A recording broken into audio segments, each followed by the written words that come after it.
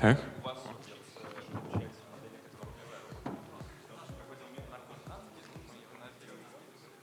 С диска будем грузить. Мне только нужна Даша, да. По порядку. Да у вас такие названия одинаковые. Потому что я первый, потом Данил. А какой доклад будет? Ну, Все равно? правильно. Нет, просто там я первый вот это расскажу, а потом Данил расскажет. Хорошо. Просто там наоборот поставить. Так, мне нужен кто-то, кто может поставить презентацию. Лена, ты не знаешь, а как нам презентацию поставить? А, вы поставите презентацию, да? Нам нужен кто-то, кто отслеживает. Так, Okay, so we start our section number 5. So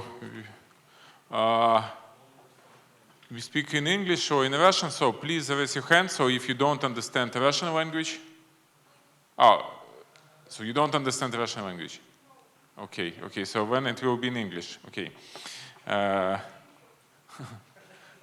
It's okay for you? Yeah, okay, good. So I would like to announce our first speaker, Ivan. Yeah, okay.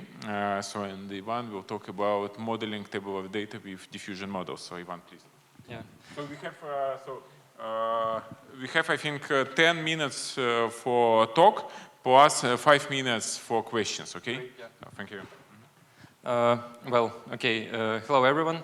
Today I will present our paper from the latest ICML conference. The table is about generative models for tabular data, TAB-DDPM, modeling tabular data with diffusion models. So let's start with the motivation. For the past few years, diffusion models have proven as a powerful generative model in the pixel space for images. There have been a round of work about beating GANs for generating images with diffusion models. But as of 2022, generative adversarial networks and variational autoencoders were the most popular models in tabular data generations. So we just decided to use diffusion models for tabular data, for modeling and generating tabular data. So what is tabular data? It's basically a two-dimensional table with various features. The tabular data is used in many business domains like weather prediction, like fraud prediction in banks. Features are heterogeneous. They represent continuous values, categorical values, and typically there are target features like C in this table, which we denote Y. The X is the input, and we are tasked to classify or regress the target Y. So this is tabular data. It's prevalent in many business domains. But why do we need to generate tabular data? First of all, our motivation starting this project was to augment the existing data set, just to generate more data, to get more powerful models, just to train on a joint distribution of our access and our generated access, just to get more data basically, and win in performance. But this, spoiler, this did not work. The second application of generating tabular data is privacy-oriented tasks. Basically, when you have some data, X's and Y's, but for some reason you don't want to publish the original data, then you can train a generative model and publish the generated data, which will be, as we can see later, less similar than the original. This may work for privacy-oriented tasks. So a short recap of what are diffusion models. I should say that in our work, diffusion models are not the main topic of exploration. So we just use Gaussian diffusion and multinomial diffusion from prior work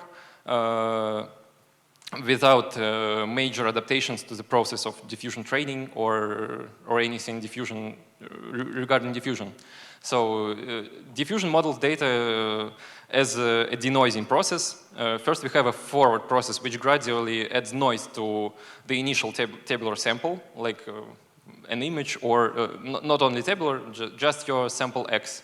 It gradually noises the sample, to the point when you have a sample from normal distribution noise. And then we learn a neural network that models the reverse process. And then during the inference, we step by step apply the denoising network to get some sample from the random noise. This is the gist of it. So in our work, we basically use Gaussian diffusion for continuous values and use multinomial diffusion for categorical values for which we don't have order. Then we use an MLP, a simple MLP, which takes both numerical and categorical values, numerical as is, categorical values as one-hot encoded vectors.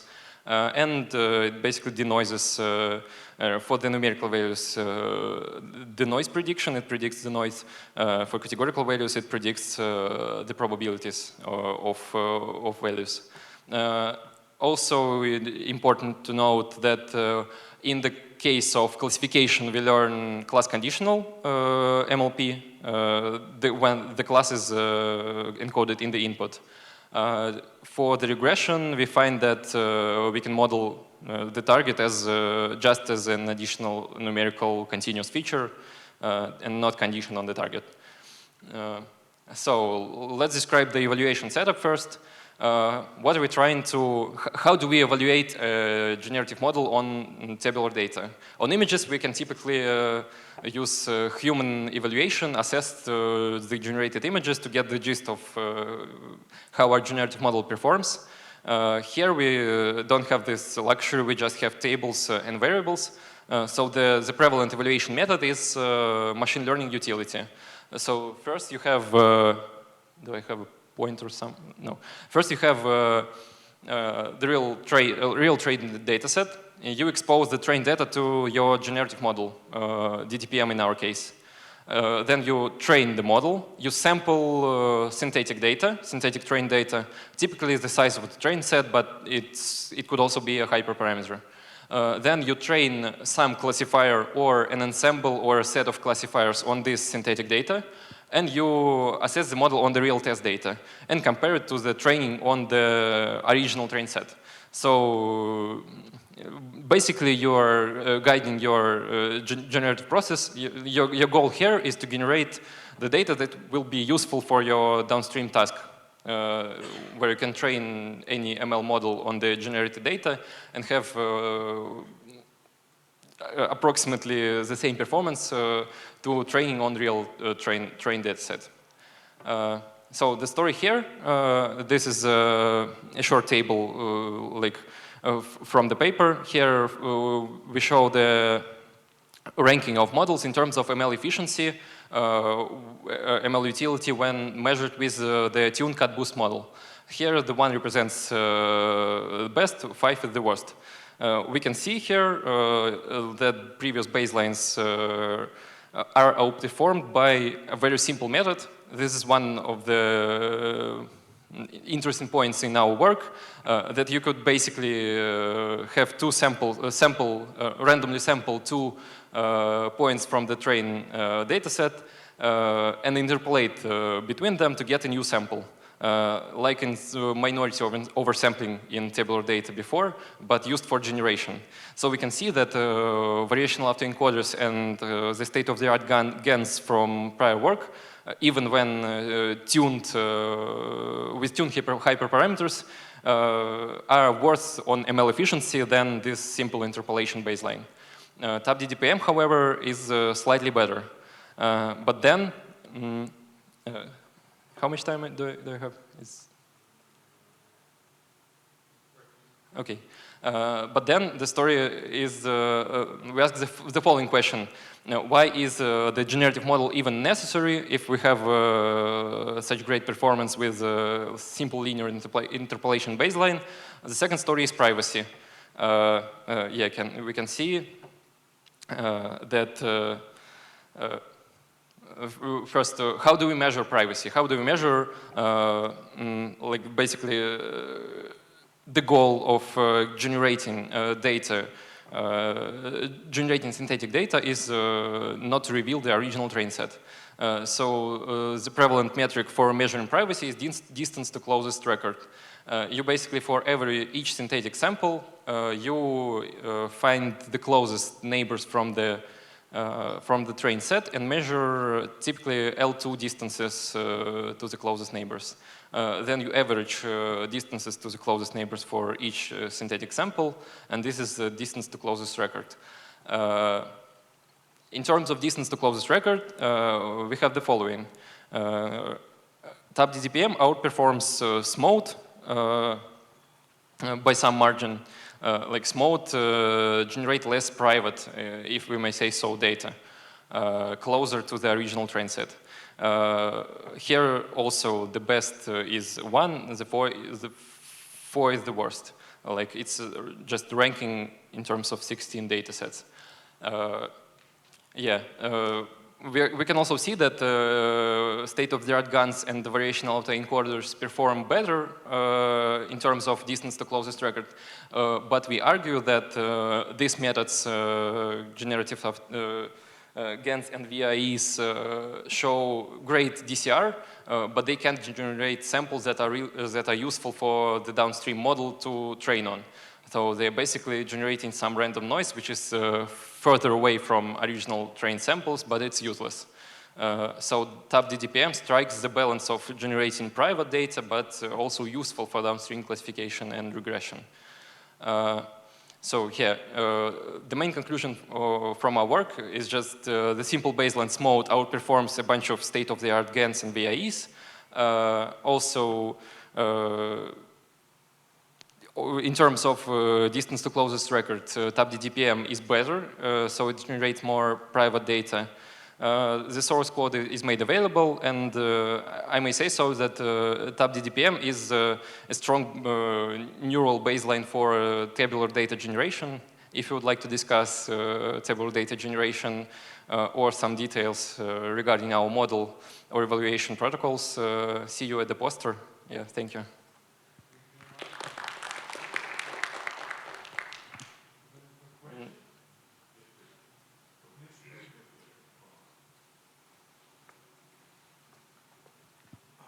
Thank you for your interesting talk.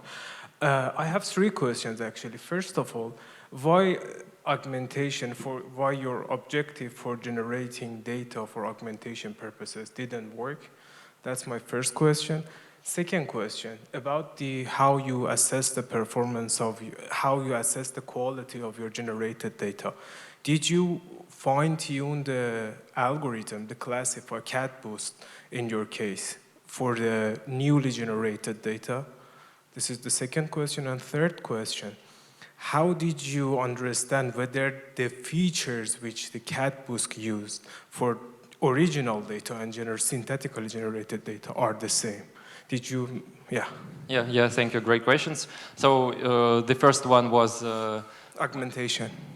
This was like the original goal of the project. We basically, what we tried to do, the setup was train a generative model, diffusion model, sample a bunch of new training samples, concatenate them with the original samples, and then train some state-of-the-art deep learning or cat boost on this data. We basically tried, we just tried with multiple different variants, like just trial and error. We just didn't get the performance boost. Like the performance boost from simple augmentations like column resampling worked better than diffusion models. We have some speculations, like each author, I guess, has his own opinions and speculation and hypotheses. Probably, maybe the size of the data sets on which we train the diffusion model is small. To get like some generalization. Maybe like with the addition of large language models, it's somehow possible to get some improvement to the results in this task. So yeah, it's just an area for further research. So far, no progress on this front, like on the privacy. Could you remind the second? The second question, after generating the data, have you fine-tuned the hyperparameters? The setup was like, let me get this slide here. We basically, we had one tuned configuration of cat boost if I'm not mistaken, on real training data. So we fix the hyperparameters of the cut boost for a particular data set, and then we tune the whole procedure. We tune hyperparameters of all generative models, like losses and so on and so on, number of steps. In this cycle, like we generate some data with some hyperparameters. We train the cut boost with fixed hyperparameters from the real train set. I might be mistaken, actually, like how did we get the hyperparameters for the cut boost model? But we didn't tune the cut boost model. We tuned the generative models in this process to like somehow guide the generative models with the classifier, in this case, cut boost. There was also an interesting result that in this process, when we guide the tuning and the parameter tuning of the generative model with the cut boost model, we typically get the DDPM and generative model. We don't get the like cut boost generator. The generative data is better for MLPs and like deep learning models also. Okay. So nothing in terms of overfitting to cut boost happens here. Okay, thank you. Well, I have third question, but probably it's better to give the time to the rest. And thank you. What was the sort of, I can Did just... you, I'm just curious, just one yes or no. Did you check which features were important? Oh yeah, we could talk about it more in the poster. Okay. Yeah, we basically we performed some checks. For example, we compared the correlation matrices. Okay. They were really close for top DDPM to the original data. Thank you. Okay, thank you. So, any other questions?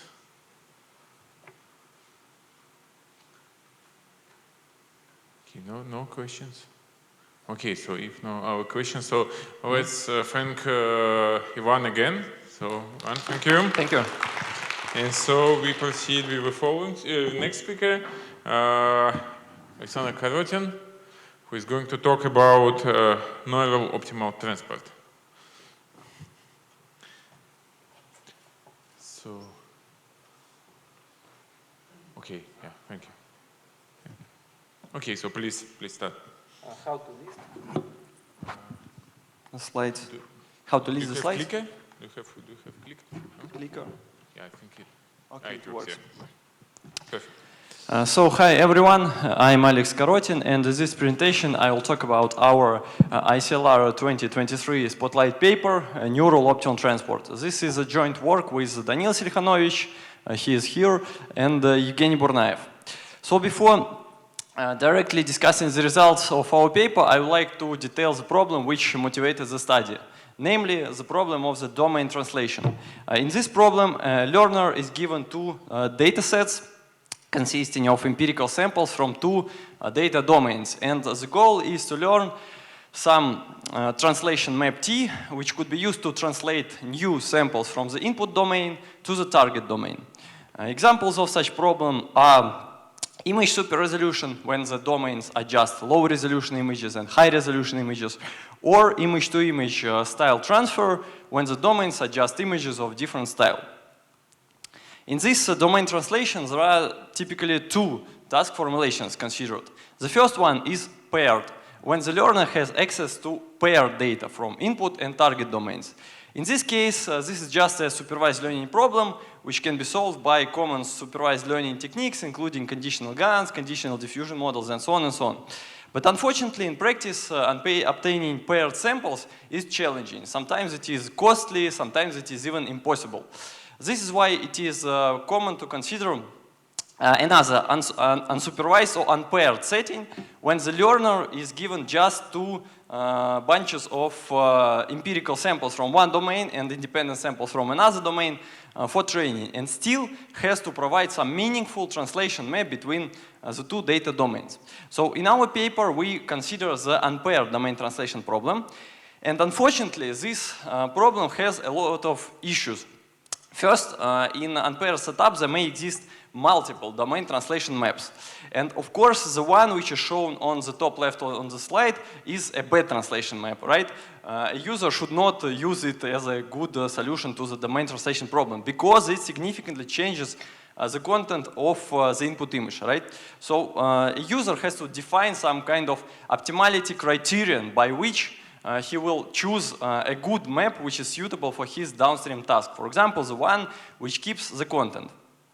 Another problem of unpaired setup is that even among such good maps which keep the content, there may exist multiple solutions. A possible way to take this issue into account is to learn one-to-many unpaired domain translation models, so that the user can, for example, choose among possible translations on his own. So what we do in this paper is we develop a generic framework to solve unpaired learning problems, in particular one-to-many unpaired learning problems, by using the theory of optimal transport maps. So first, let me tell you what is optimal transport. So on the left of the slide, you can see the classical Monge formulation of optimal transport. We are given two probability distributions, P and Q, and the goal is to find some transport map T, which transforms one probability distribution into the other, and we need not to find some map which does this transformation, but the one which attains the least effort in moving the probability mass of one distribution to the other. Here, the effort of moving each mass piece at a point x to the point t of x is measured by some given cost function, for example, L2.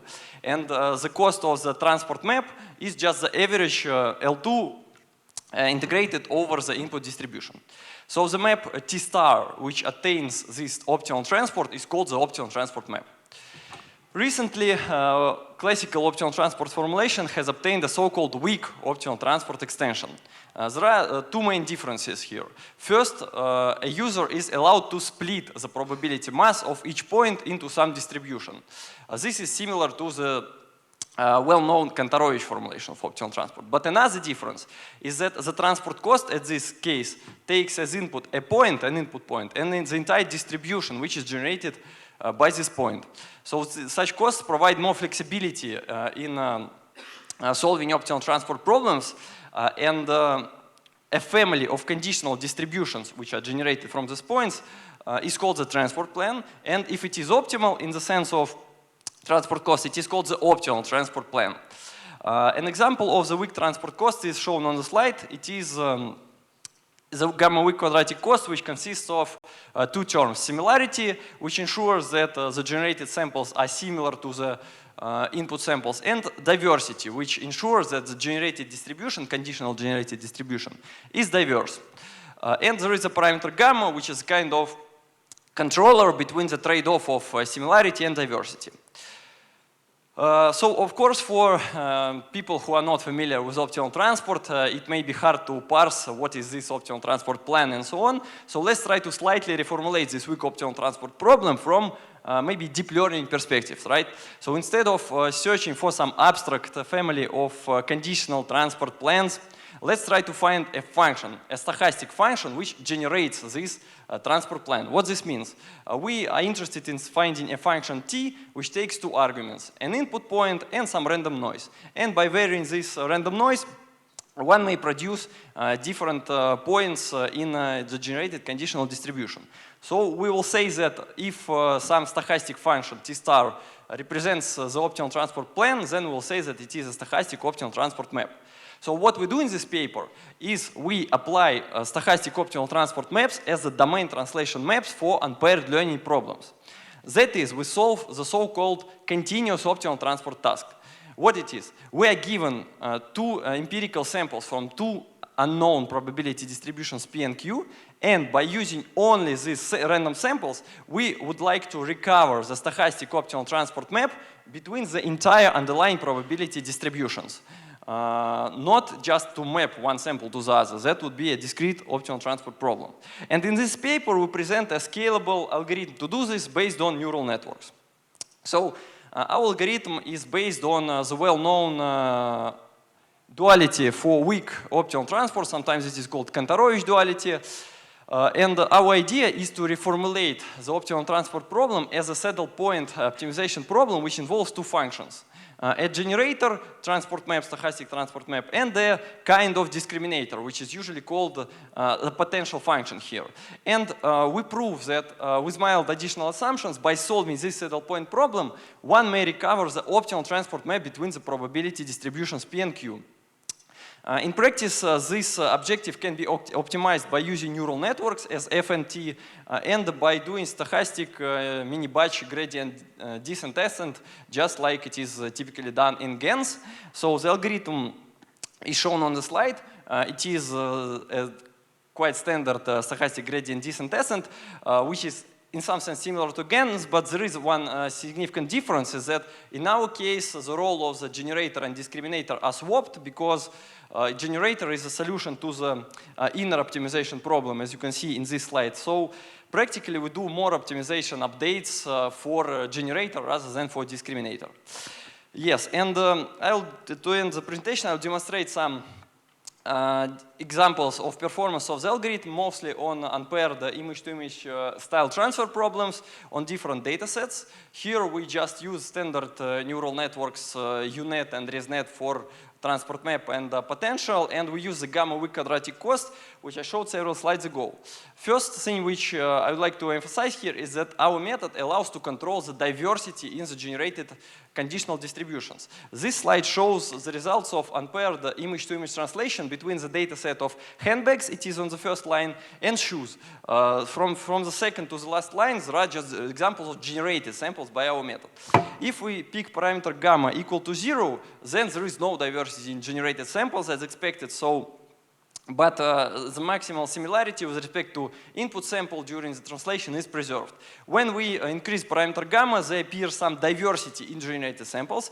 And for some very large parameter gamma equal to 1, the diversity is very big, but the generated samples lose similarity to the input sample, which is very natural because of this trade-off.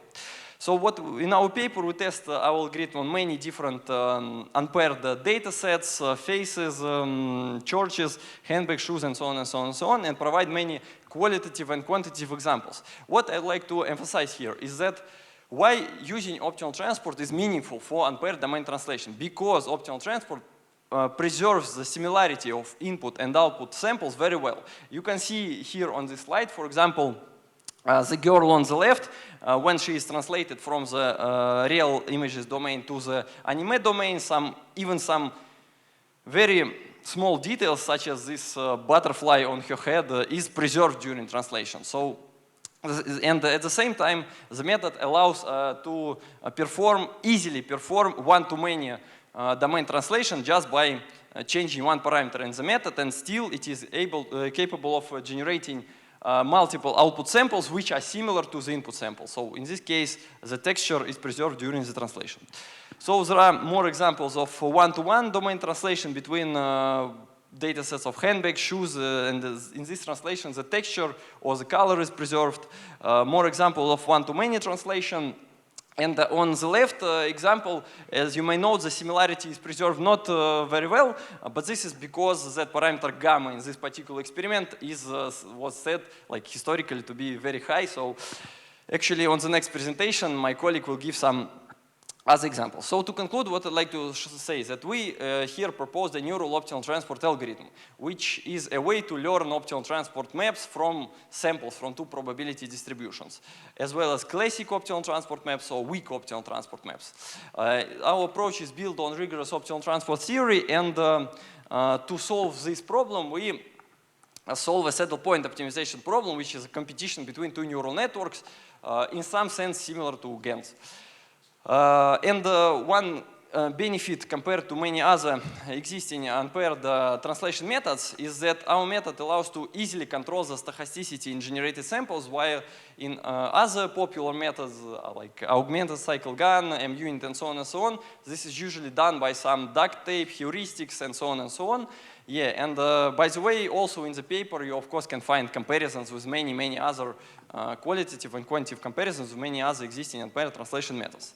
So yes, and our method scales to real-world unpaired learning problems. So in the paper, we demonstrated some model examples, but actually, right now at Skoltech, me and some of my colleagues, we developed a super-resolution system to improve the forecast of climatic models, which are nowadays used to predict, for example, forest fires, ice movement in Arctic, air pollution in Russian Federation, and this is also developed at Skoltech. And yeah, and here for such problems, we managed to apply this neural optimal transport algorithm, and it indeed works, and it works better than like some common unpaired learning methods for image super resolution. Yeah, here there are some examples. So to conclude, you can find the code for neural optimal transport algorithm on the GitHub, and we can talk at the poster session as well. Thank you. Sasha, thank you very much. So questions? Yes, please.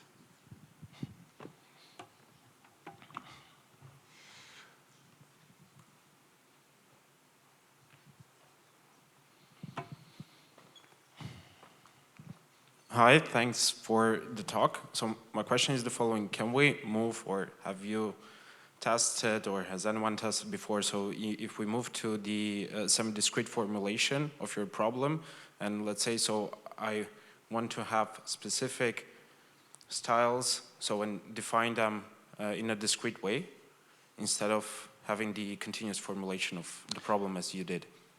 Yeah, so you mean, can we apply this type of algorithm to something which is not continuous, but to some extent discrete?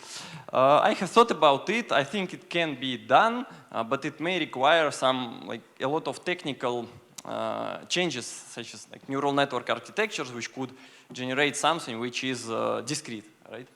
Yeah, and it may require actually some mathematical, new mathematical ideas also, yeah. Because maybe if we talk about discrete stuff, then just discrete optimal transport methods can solve them. And you do not necessarily need neural networks and some continuous things. Well, what, so the idea, so sort of the idea in general, okay, so what if I have to, I would like to specify some styles, so in a discrete way. So you mean whether we can add additional condition to the model, to which domain, for example, to map, or what do you mean? Well, sort of, yeah, sort of constrained to the space that we're generating into, so a new constraint, sort of. Well, I think the answer here would be that you can apply this machinery to what you say, but again, it may require some maybe non-trivial changes in this model, right? So it's more, so it's both theoretical additions and let's say. Yeah, I think yes. In your case, yes. Okay. Okay. Thanks. Okay. Thank you. Our questions? Yes. Yes, please. So you've mentioned that one of possible applications is super resolution.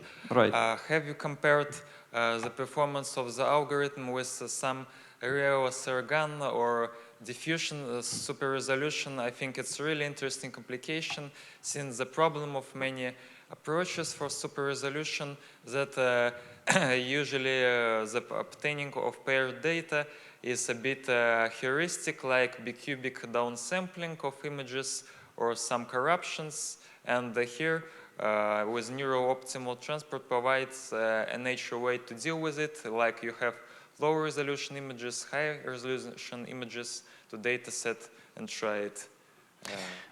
Yes, we have compared the algorithm like as is. Like everywhere we use like quadratic cost, so the simplest actual variant. And of course it underperforms compared to like all these ESRGAN and other models, which composed of tons of heuristics, non-trivial losses and so on. So I think if we change the transport cost for something more meaningful, something like perceptual cost, or maybe some costs which are used in this, some losses which are used in these GANs, like which based on features of VGG network and so on and so on. So I think it will be comparable. Thanks. Probably also the problem of evaluation, that usually the metrics are some PSNRs, SSIM related, and since probably in terms of actual matching between downsample and upsample matching, neural optimal transport may be not as good, but in terms of overall perceptual quality, it would be good, and on side-by-side evaluation, it would be competitive.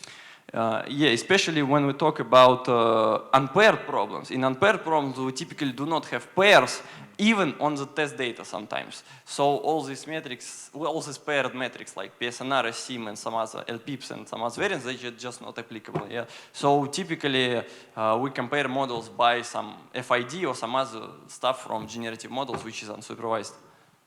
Yeah, thanks. Okay, thank you. So maybe other questions? So if no, so let's thank Sasha again. Thank you. So, okay, our next speaker is Daniil Silihanovic, and so it will be another version of neural optimal transport, so kernel neural optimal transport.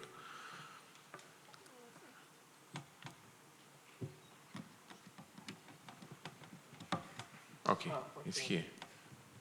It's fully automatic, so artificial intelligence. Okay, so please start.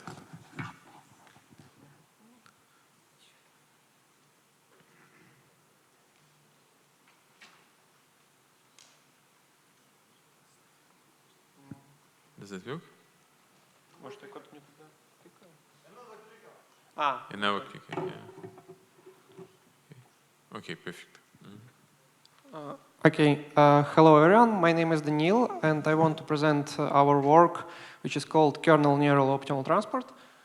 So actually this work continues the previous one about neural optimal transport.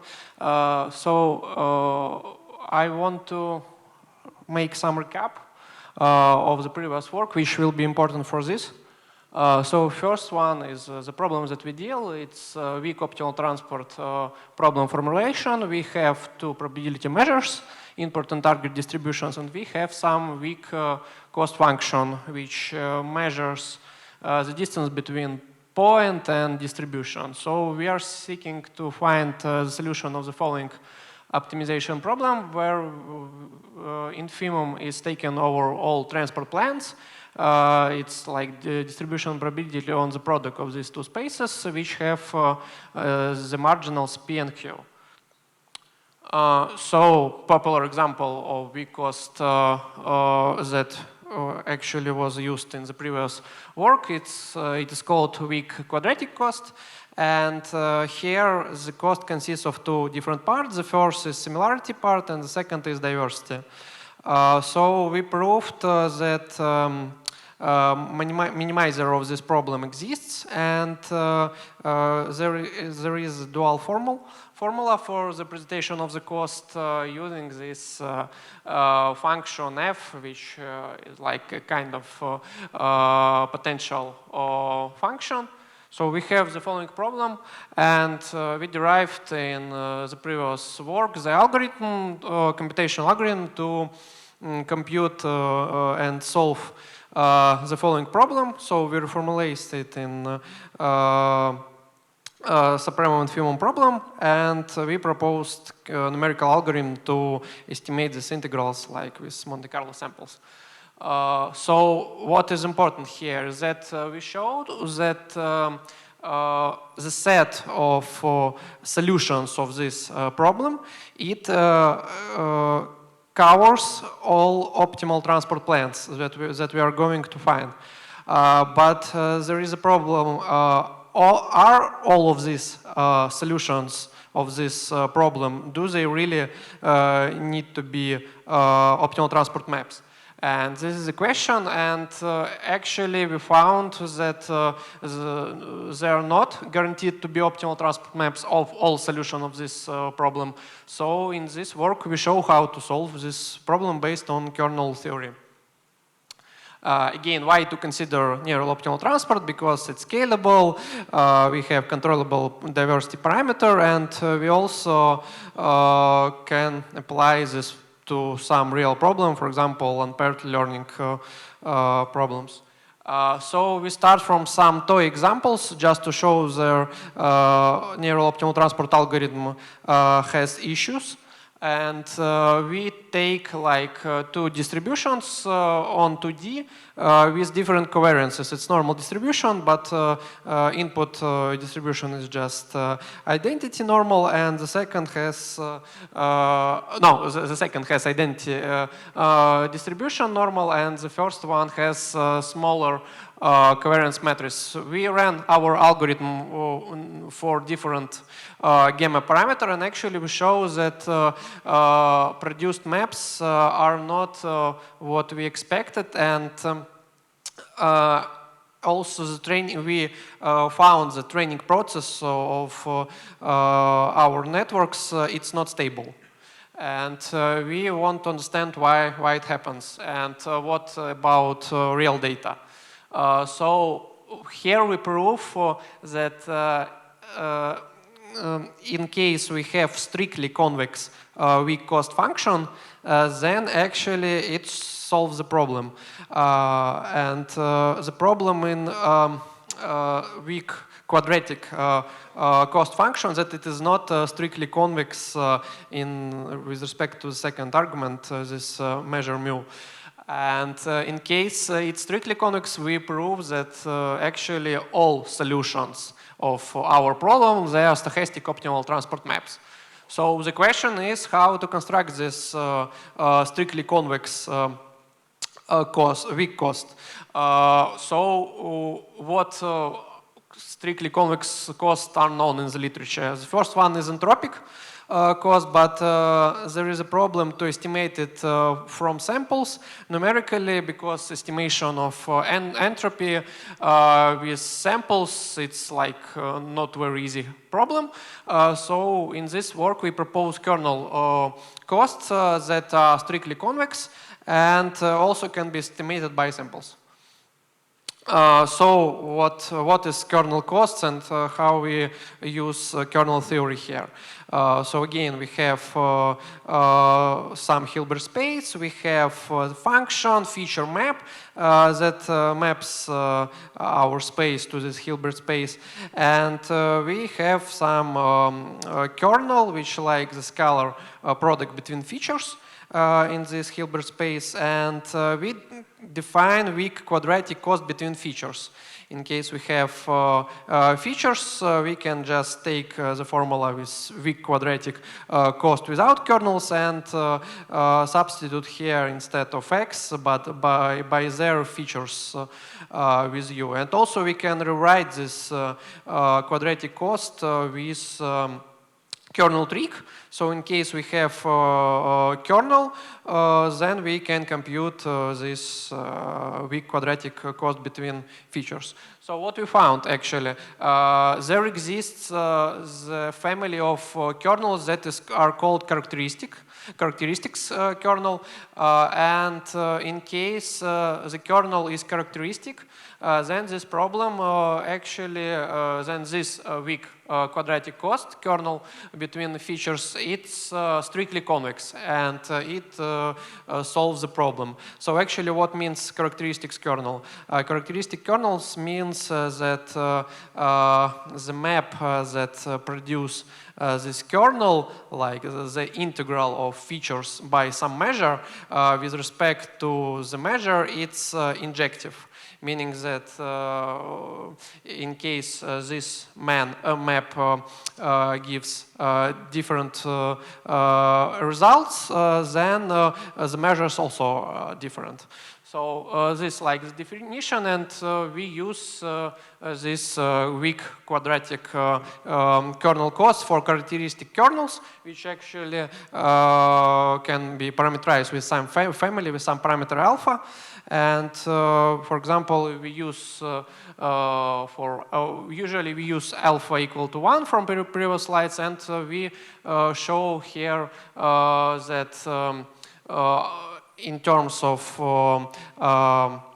results for the real data set for Freshet assumption distance compared to the basic neural optimal transport, our algorithm gives a better result.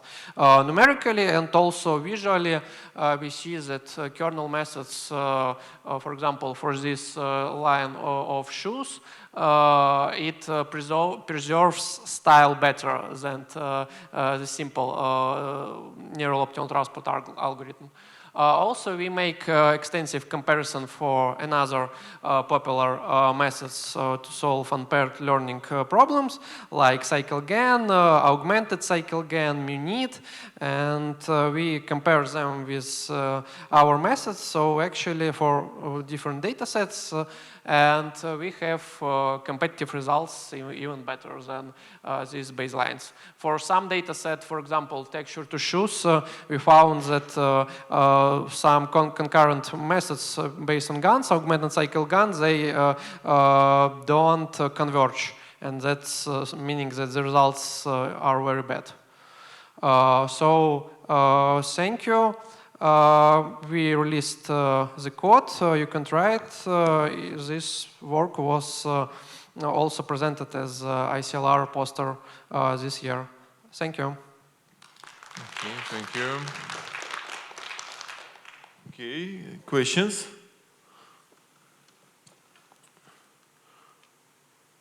Yes. Thank you for your speech. I'd like to ask whether you used any other quality metrics rather than fit to compare the results of your method to the existing methods. Okay, actually not, but what we also, I remember we're trying to calculate is inception distance, but it looks like this matrix is not very good represents like this distributions, and it is also known fact that Freshet inception distance is more capable to different modes of the distribution, and actually that's why we don't decide to consider inception distance score. Okay, then maybe can you show again the slide with the examples? You said that visually, yeah, your method. Can you comment on why the method is better from the perceptual quality? Okay, we actually see our hypothesis is that what actually kernel cost solves is that because neural optimal transport algorithms, in practically we also made the experiment that shows that it has instabilities of training. And using these kernel tricks in practice, it makes the process of convergence more stable. So maybe that's why for some examples, they for neural optimal transport, like for example this line with face, where it suddenly became pink. That's why it doesn't always save the style of the map. Okay, thank you. Thank you. Okay, thank you. Any other questions?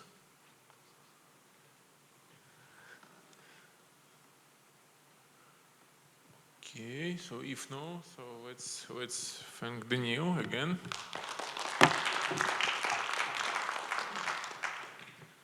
Okay, so we go to the next speaker. Who is our next speaker? So it will be about learning topology.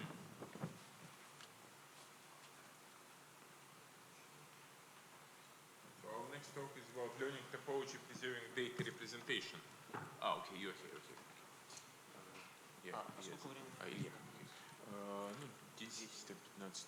Okay, so next speaker will be Ilya Trofimov from Skoltech. And Ilya is going to talk about learning topology preserving data representations. Okay, so please. Okay. Hello.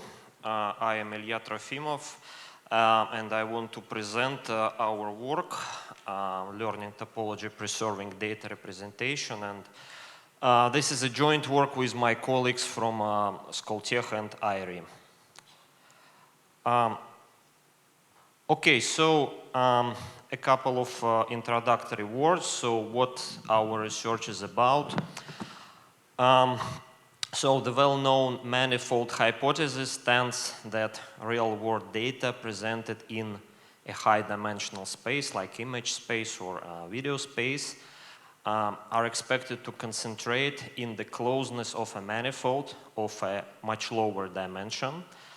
And dimensionality reduction methods learn the mapping of this high-dimensional data into the low-dimensional space because the manifold of real data has lower dimensionality. It is possible to some degree.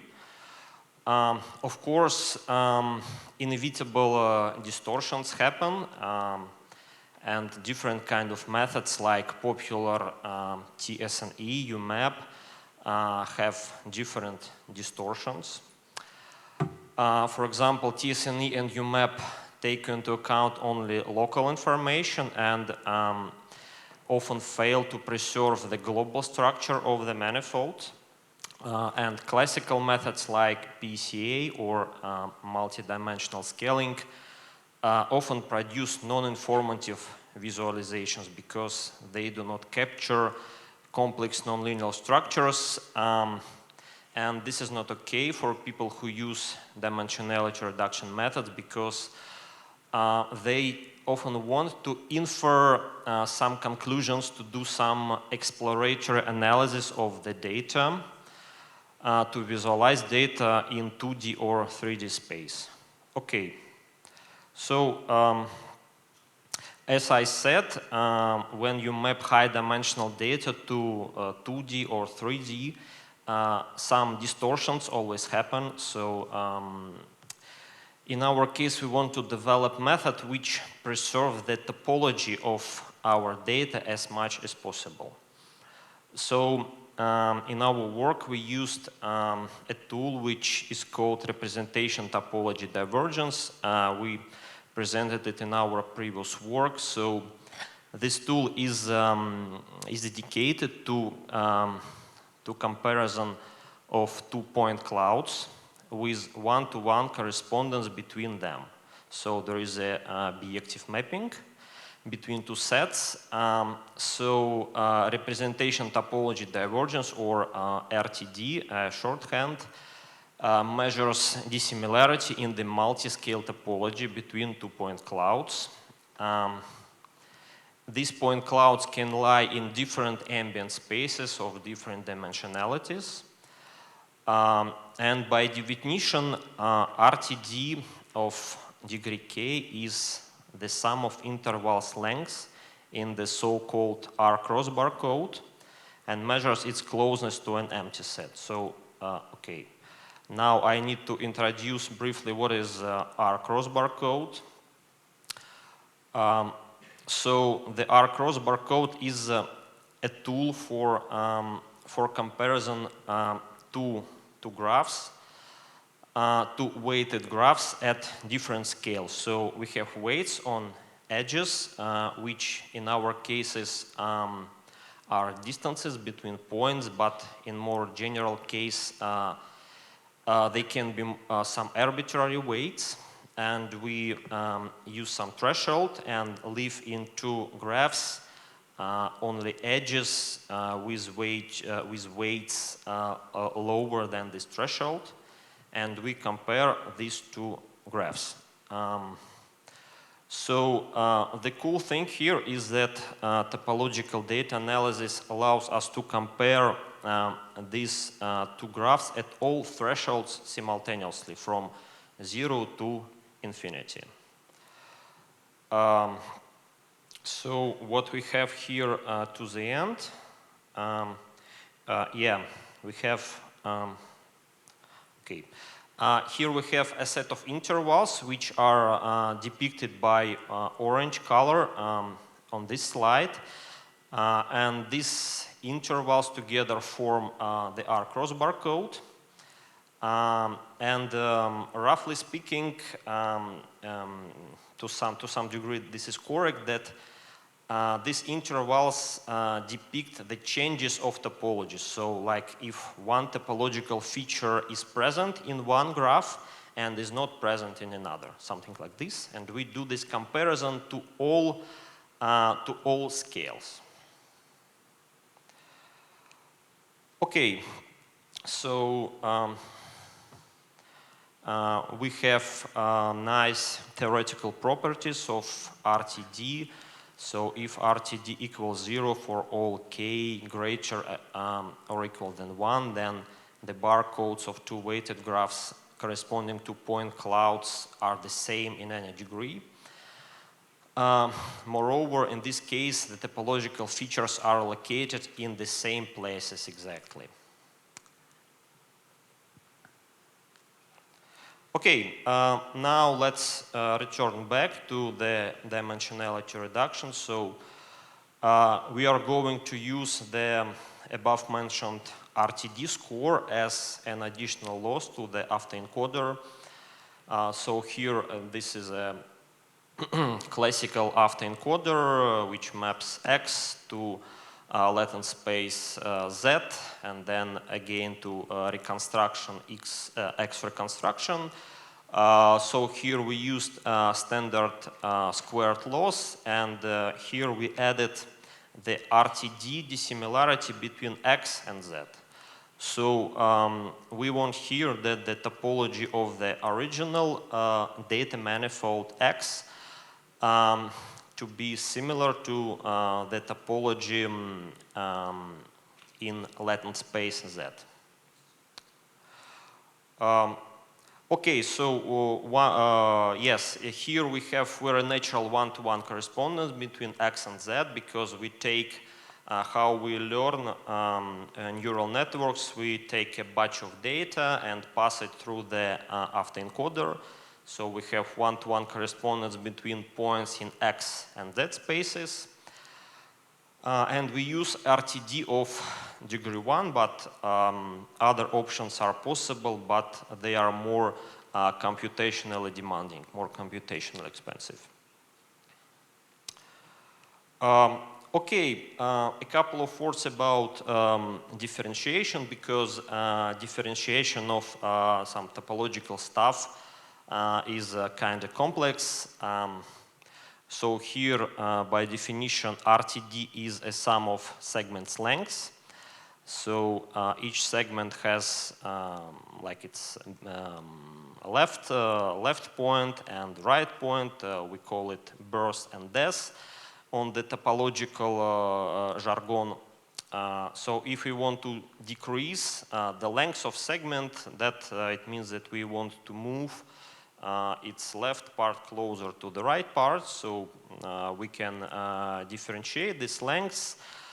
Then, as I said before, the RTD is calculated for point clouds.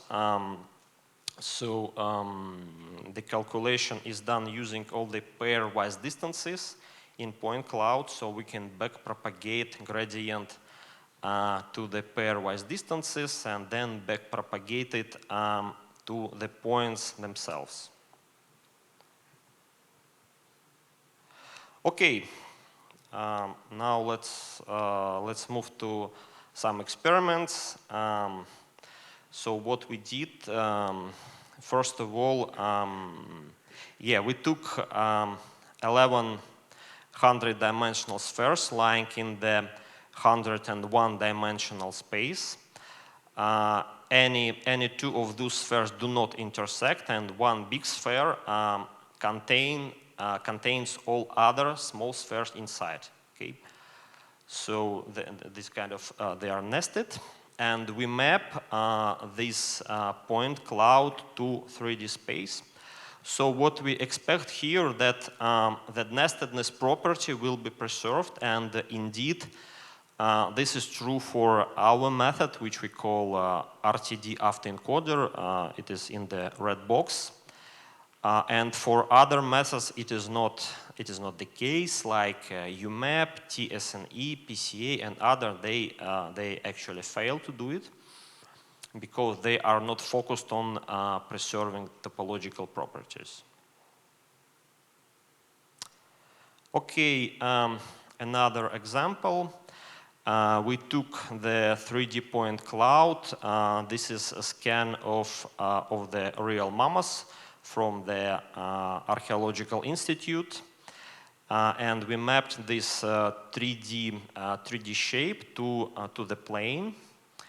And what we see here that the dimensionality reduction obtained by our method is the best one in terms of visual quality, because you see that here some small features of this shape is preserved, like bones.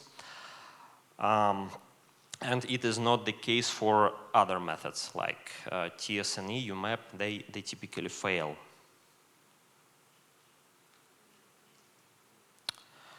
Okay, of course, we did experiments with more complex data set, with like classical MNIST, fashion MNIST, and also with biological data set with RNA data. Biologists often use dimensionality reduction to visualize results of their experiments, so we use them in our work too. Okay, these data sets are quite complex, so we did dimensionality reduction to 16-dimensional space and evaluated results not by visual quality, but by some measures like a linear correlation, Wasserstein distance between persistent barcodes and the RTD measure itself. So what we see here. Yeah, so maybe numbers are small, but we see here that almost for all of the data sets and all of quality measures, our method is the best one. So these quality measures, they can say you how the global structure of the manifold is preserved. So everything is fine here, and okay, conclusions. The representation topology divergence is a good additional loss function to enforce topological similarity if in autoencoder we developed an efficient scheme for RTD differentiation, and the RTD autoencoder outperforms state-of-the-art methods in experiments by better preserving the global topology. Okay, this is it. Thank you for attention. Okay, thank you, Ilya. Okay. So, questions? Okay.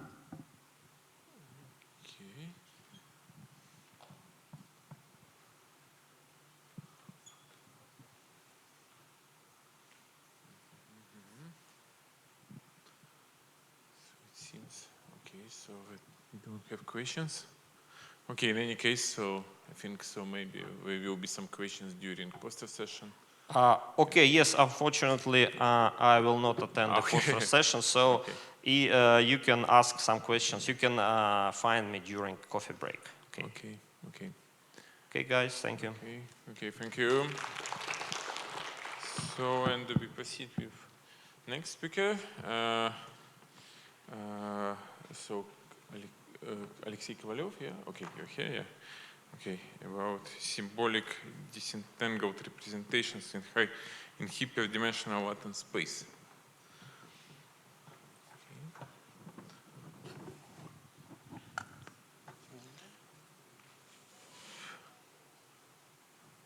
Oh, there is no. Okay. Okay, hello everyone. My name is Alexei Kovalyov, and I'm glad today to present our work on symbolic disentangled representation in hyperdimensional latent space. There is agenda for my talk, and I'll start with a short introduction into hyperdimensional computing, also known as vector symbolic architecture, or VSA for shorts.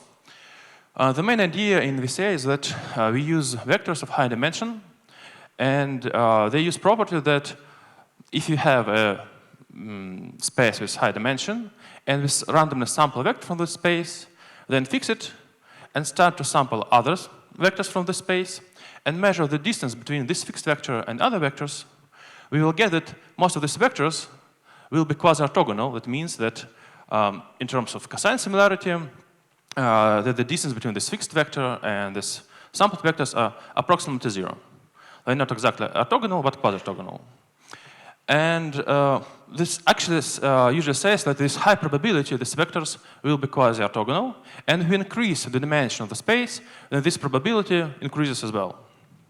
Another point that we say uses distributed representations. That means that given a vector, only the whole vector has a meaning and assigned to some particular entity. And there is no particular coordinate in this vector that has a meaning, as usually would be like in deep learning settings and have like latent representations. Having these two properties in common, we then could manipulate with vectors as with symbols by introducing, as we say, operations, which one's called bundling operation or summation for simple, binding operation or multiplication, and for example, given as some similarity metric between vectors. What the idea behind the bundling operation? It means that if you sum up two vectors, A and B, and get the resulting vector C, then C is similar to both A and B that are in this sum. And using this operation, we can represent a set of vectors or certain symbols. So saying if you have 5 vectors, we just sum them up, and the resulting vector will be similar to these 5 vectors. Using binding operation, we can construct a vector C, that is A multiplied B. It will be dissimilar to both A and B, and this corresponds to assigning some particular property to some feature. And then using this combination of operations, bundling and binding, we can represent a complex structure using these vector symbolic architectures. Here's one example. If you want to describe the scene like that, we first of all have to sample random vectors, store them, and say this vector corresponds, for example, to shape cube, this to cylinder, and maybe this vector corresponds to small. Then we form the item memory, just like summing up these all vectors. And then using summation and multiplication, we construct a vector sen, this hyperdimensional vector as well, with just a summation and multiplication of vectors. And that means that we can represent this particular sen as a set of objects, and object itself is a set of properties and assigned values. But the idea here that there is no connection with real data. So we just sample the vector and say this vector corresponds to some particular property or some particular value. And moving to our approach, on the left, on the right.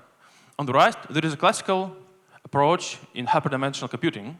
Then we have this symbolic description of the object, and then we form the final vector O by this summation and multiplication. But as I said, there's no connection to real data.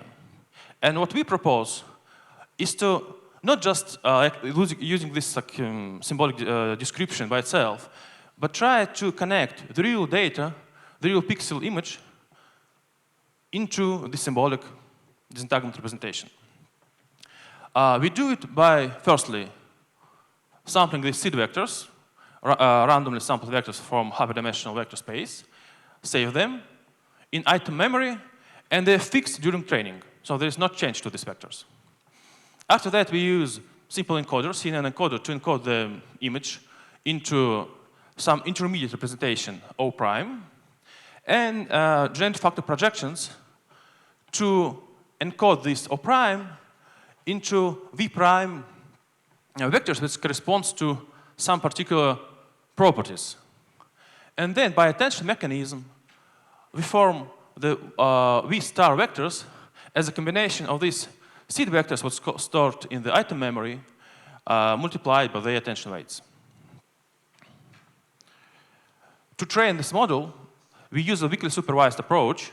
That means that we have the paired data set with objects that equal in all properties but one, and we first encode target and donor images into its values, into its features, then exchange one feature that's different and reconstruct the target image in a way that will be similar to the donor image. We use simple MSE losses here, just reconstruction losses, to train this model. And we test on 3 types of datasets: disprides paired, clever 1 paired, and clever 5 paired. And the results are present here, that for disprides in the red frame, you can see the original images. In the blue frame, you can see the donor images. And then you can take one feature from the donor image, exchange it with the original image, and reconstruct it. And you can see that the poses, the orientations and shapes are different. And the same works for the clever dataset, as you can see here on the left. Also, to test that there is no whole image stored in one particular vector, we reconstruct these features separately using our trained decoder. And you can see here interesting findings that, for example, this particular vector corresponds to a position y, and it actually says that there could be object on this y position without any with any other possible x position. So it's like a horizontal bar. And the same findings for x positions, the bar are vertical. Almost the same results we get for clever dataset. And also we propose to use this approach to scan editing, but here we do it in 2 steps. In first step, we use traditional sort attention to separate one object from others, and then we apply our exchange feature mechanism to exchange some of the features of these vectors and train it end to end to get these results. So you can edit some particular feature or some particular object on this scene. Okay, as a result, we propose a mechanism for learning symbolic disentanglement representations in hyperdimensional Latin space. To the best of our knowledge, it's the first application of hyperdimensional computing to the disentanglement problem, but there are also challenges to this problem and to this solution. First of all, traditional disentanglement models such as beta y and others use localist representations. And then it's difficult to compare our distributed representations with these localist representations. Also, the application to real-life data is complex, as usually with hyperdimensional computing, because we have this discretization in nature. And the other point is that we want to make this weak supervision even weaker, because in our particular case, we use the problem when we have this difference into one particular feature in our datasets. But what happens if there will be 5, 3, or other different features? That's it. Thank you for your attention.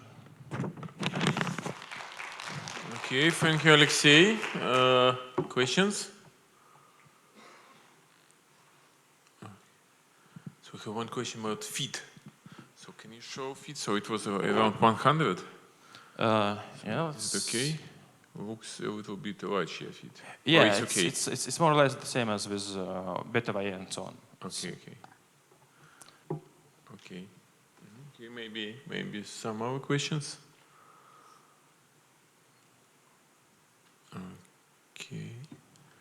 Okay, so Alexey, thank you very much for your presentation. So it is the last talk for this section.